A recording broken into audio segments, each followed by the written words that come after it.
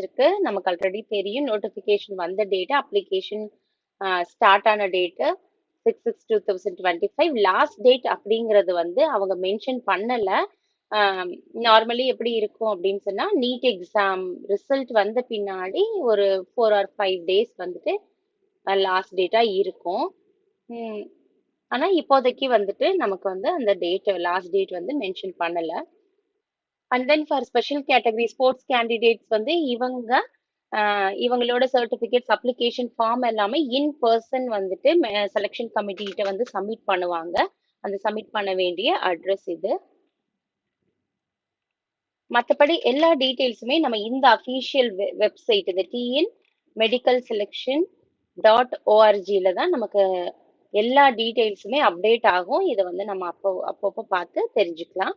இந்த ப்ராஸ்பெக்டஸ்ல நமக்கு இங்க பாருங்க, all admissions and resignation should be made through online mode only. நம்ம அப்ளிகேஷன் சப்மிட் பண்றதும் சரி, இல்ல நான் வந்து ரிசைன் பண்றேன் எனக்கு இந்த சீட்டு வேண்டாம் அப்படிங்கிறதும் சரி, நம்ம எப்பவுமே என்ன பண்ணணும்னா ஆன்லைன் மோட்ல தான் பண்ணணும். ஆஃப்லைன் ரெசிக்னேஷன் வந்து இட் இஸ் நாட் பெர்மிட்டட்.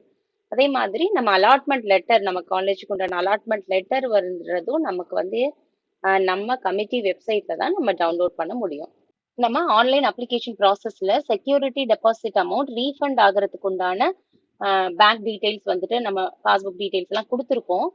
அந்த அக்கௌண்ட்டுக்கு வந்துட்டு நம்ம செக்யூரிட்டி டெபாசிட் அமௌண்ட் வந்து ரீஃபண்ட் ஆயிரும்.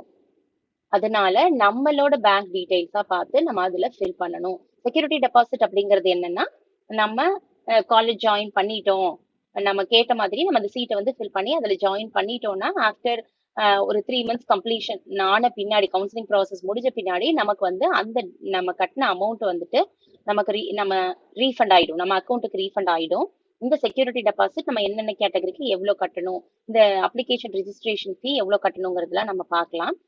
இதுல அப்ளிகேஷன் ஃபீ வந்துட்டு எஸ்சி எஸ்சிஏ அண்ட் எஸ்டி கேண்டிடேட்ஸ்க்கு வந்து ஃபீஸ் கிடையாது. இதுவே வந்து அதர் கேட்டகரிஸ்க்கு ₹500 அப்ளிகேஷன் ஃபீஸ். ரிஜிஸ்ட்ரேஷன் ஃபீஸ் வந்து ₹500. அந்த ரிஜிஸ்ட்ரேஷன் ஃபீஸ் வந்துட்டு இட் இஸ் நான் ரீஃபண்டபிள். இதுக்கு நமக்கு 7.5% கோட்டா இருக்கு. இந்த 7.5% ஸ்பெஷல் ப்ரிஃபரன்ஷியல் கோட்டா அப்படிங்கிறது என்னன்னா 6th to 12th வரைக்கும் ஸ்டேட் கவர்மெண்ட் ஸ்கூல்ஸ்ல படிச்சுட்டு நீட் பாஸ் பண்ண ஸ்டூடெண்ட்ஸ்க்கு உண்டான கோட்டா.